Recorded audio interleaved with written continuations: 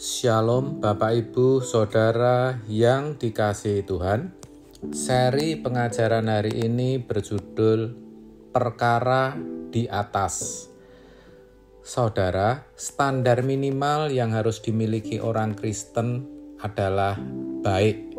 Dalam pengertian tidak melanggar hukum moral umum, tidak membunuh, tidak mencuri, tidak berzina, tidak melakukan tindak kejahatan, dan menghormati orang tua. Itu standar minimal. Kalau masih ada orang Kristen yang jahat, suka semena-mena terhadap orang lain, suka bertindak kasar terhadap pasangan, sebenarnya itu kartu mati. Orang seperti itu tidak pantas disebut Kristen. Sebab yang namanya Kristen itu pengikut Kristus, berperilaku seperti Kristus. Tapi, kalaupun orang Kristen sudah berperilaku baik, itu pun baru standar minimal. Sebab target kekristenan adalah sempurna seperti Bapa atau serupa dengan Yesus.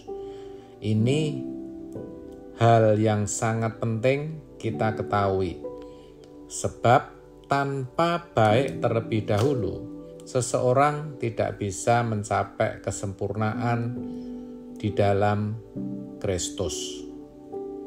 Itulah sebabnya Rasul Paulus mengingatkan jemaat yang ada di Kolose dan berkata, "Karena itu, kalau kamu dibangkitkan bersama dengan Kristus, carilah perkara yang di atas, di mana Kristus ada, duduk di sebelah kanan Allah.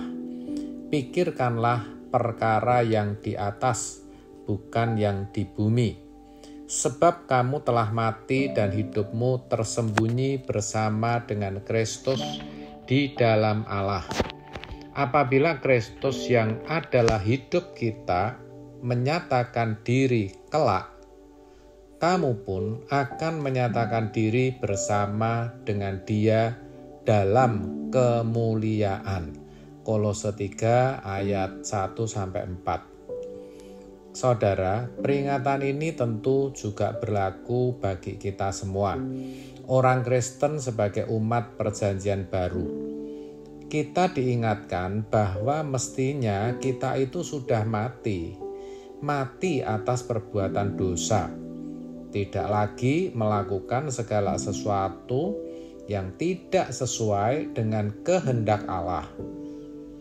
Sebab hidup kita tersembunyi bersama dengan Kristus di dalam Allah. Tadi dikatakan demikian. Artinya, dalam setiap peragaan hidup kita, hidup Kristuslah yang harusnya tampak. Sehingga ketika Kristus datang menyatakan diri, kita boleh ada bersama-sama Dia.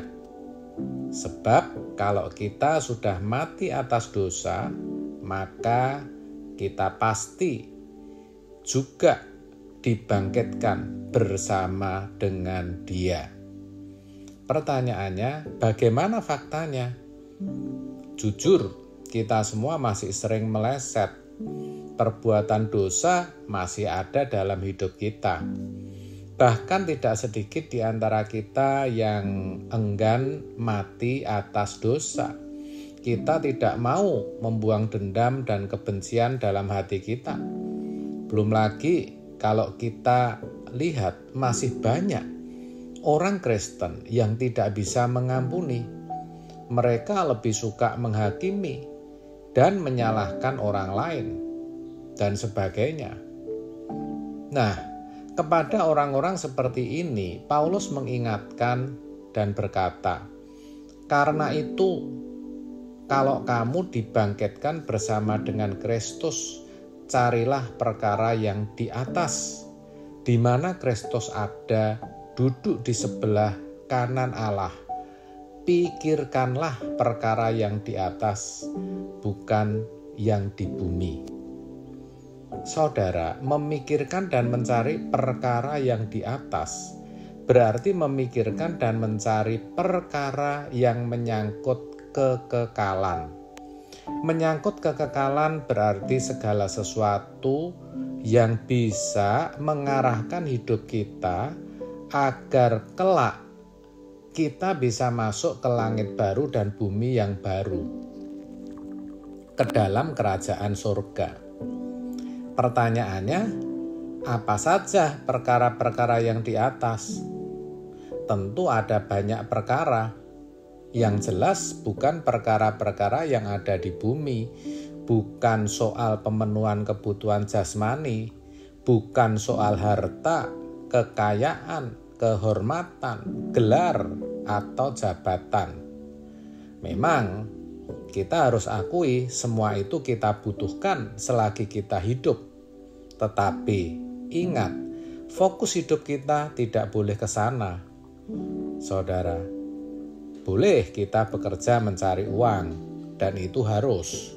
Sekolah untuk mendapat gelar, tentu boleh. Mengejar karir atau sukses dalam pekerjaan juga tidak dilarang.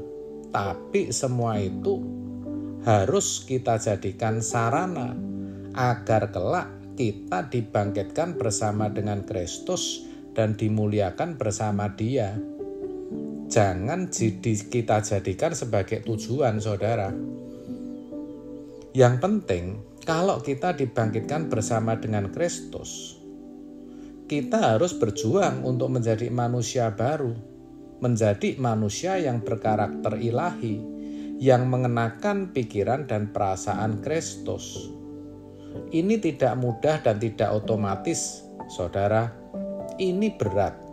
Itulah sebabnya di awal tadi saya katakan bahwa standar minim dalam kekristenan adalah baik. Orang Kristen harus baik terlebih dahulu.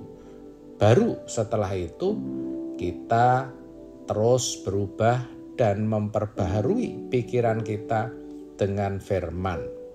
Roma 12 ayat 2. Ini sama halnya kita harus terus melakukan yang namanya pertobatan atau metanoia, tentu oleh pertolongan Roh Kudus. Jadi yang namanya pertobatan itu seumur hidup, saudara. Kita terus memperkarakan hidup kita di hadapan Tuhan melalui perenungan akan firman, berdoa, juga melalui setiap kejadian baik yang kita alami sendiri ataupun yang dialami orang-orang di sekitar kita. Ketika kita meleset memiliki sikap hidup yang salah atau respon hati yang tidak benar, tidak sesuai dengan kehendak Allah, kita perbaiki. Kita lakukan terus hal seperti itu. Maka, saudara, semakin hari hidup kita akan semakin presisi, semakin memiliki ketepatan dengan pikiran dan perasaan Allah. Itulah sejatinya perkara di atas yang harus terus kita pikirkan dan kita cari. Amin. Tuhan Yesus memberkati.